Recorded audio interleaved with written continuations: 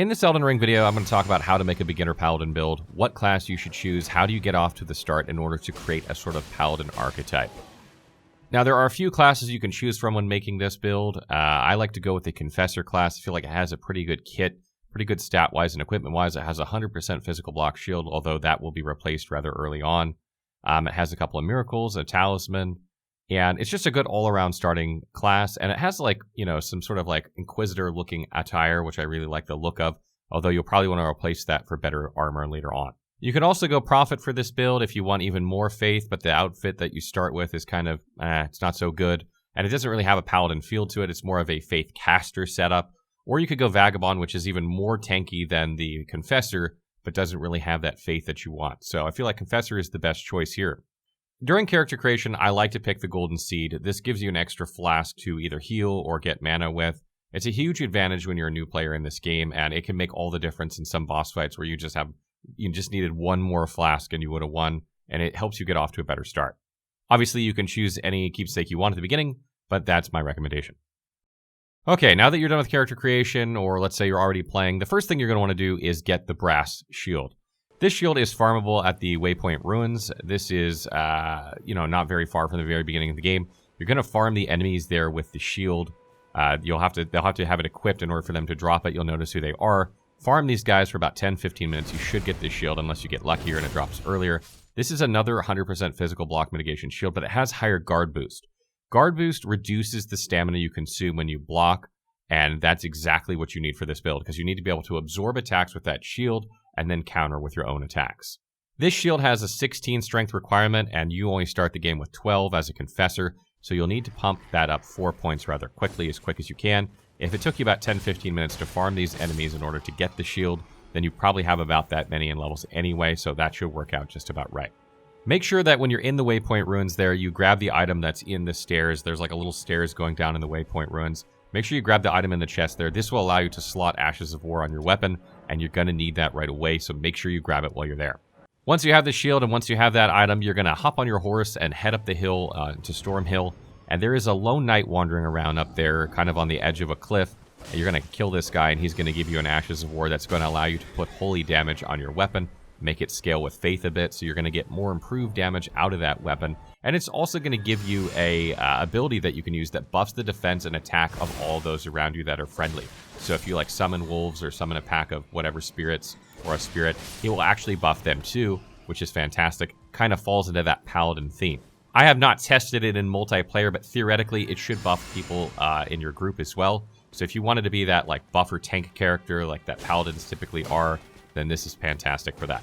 Now that you have that, you're going to want to slot that onto your weapon at the nearest Sacred Grace site, and then you're going to head south down the road to Weeping Peninsula, and just past a bridge there and through a little cavern area, there's going to be a bonfire next to a merchant, or not a bonfire, Sacred Grace, sorry. And you're going to rest there and wait till nightfall. There is a Knight's Cavalry that spawns there. You're going to want to defeat this guy, and he's going to give you a Ashes of War Barricade for your shield. This ability is absolutely fantastic. It's a game changer. This Ashes of War buffs your shield or so when you use it for about 10 seconds or so. That allows you to absorb attacks with your shield even more effectively, to the point that enemy attacks will just be rebuffed off of it, giving you an opening to counter and allowing you to save that stamina in order to attack. I cannot stress how valuable this is. You can literally go toe-to-toe with bosses and just block their attacks and swing back at them. It is absolutely devastating, and you're going to want to use this against pretty much any tough enemy. So now that you have the equipment that's needed for a Paladin, or for the most part, you could probably sub out some of your armor pieces for some heavier armor or something that looks a little more Paladin-y as you find more armor. But that's generally the setup we're going to use for the early portions of the game. Remember, this is a beginner build. You obviously can swap things out later on in the game, but this will get you started playing that Paladin style at the beginning of the game. So let's talk about stats. The Paladin needs several stats. It is a very stat-hungry build. It needs strength to use better shields, and also to increase their damage. It needs endurance to use heavier armor and have more stamina for blocking. It needs faith to increase damage and improve the healing of its miracles, or incantations rather. And it also needs vigor, because this Confessor does not start with a lot of health, and anytime you're playing a melee character, you need health. You will get hit. It just happens. Nobody's perfect. So you're going to need a lot of health as well.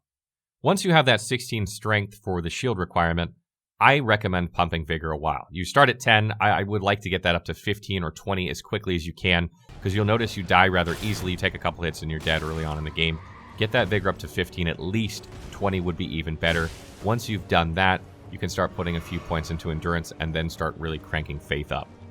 In terms of spells, there isn't really an incantation vendor like really early on in the game like there is for sorceries, so these are kind of scattered around the map and they do various different things, so you'd have to check the wiki for locations of these to see if any of these interest you. Some of them are offensive, some of them are fire-based. They might not fit the Paladin theme, but you might want them anyway for your build. You're going to have to check around for that to make sure you get those. But if you absolutely want to go to an incantation trainer, the fastest way to do that is to just get on the road in Stormhill and go east into Caleb and rest at the first site of Sacred Grace there. Once you do that, you'll actually get taken to Round Table Hold, which is like the, Firelink Shrine of the game, if you will. It's the hub area. And there is an incantation trainer there that will teach you some new spells. So you can, book it over there. It'll take you about 5 minutes to ride there, probably, if you just want to beeline it. But that's a good way to get some more incantations early, since there is a vendor there. Also, feel free to swap out the Ashes of War on your weapon at any point for another sacred version if you can find one, like maybe Lightning Strike if you get that one and you like the Lightning Strike better. Really what that Ashes of War is there for is to provide that holy damage and faith scaling on your weapon, so as you crank faith, which you should to increase your incantation power, you're dealing more damage with your melee attacks as well. However, feel free to stay with the beginner one as well, because it does buff your group, and if you're in a group very often, like co-oping or you summon a lot, then this is a good one to have as well. So the main things are, the main strategy is you walk into a boss, summon your wolves or whatever summon you want, buff with the buff from the weapon, and then pop a blue pot, and then go to town attacking, use Barricade, whatever. You should be good. The Paladin build, this setup, doesn't have a ton of damage compared to some other builds. You're not going to be like a DPS machine with this build, but you're going to have rather high survivability. You're going to be able to tank effectively for your group or by yourself, and you shouldn't die very, very easily. Blocking makes all the difference in the world, and it's very hard, especially for new players, to get the hang of Souls combat without using a shield. It's a more advanced playstyle to go without a shield in a lot of cases, unless you're simply hanging back and ranging with a staff. But even then, most mages have like a shield in the offhand a lot of times in order to block incoming attacks. If they, an enemy gets too close and they don't really have a way to escape, they can still block. So using a shield can be very, very good for new players. That's it for our beginner Paladin build. Let me know if you have questions in the comments. What did you think of it? Is it something you're going to play? What class are you going to play at the beginning of the game? Let us know in the comments below.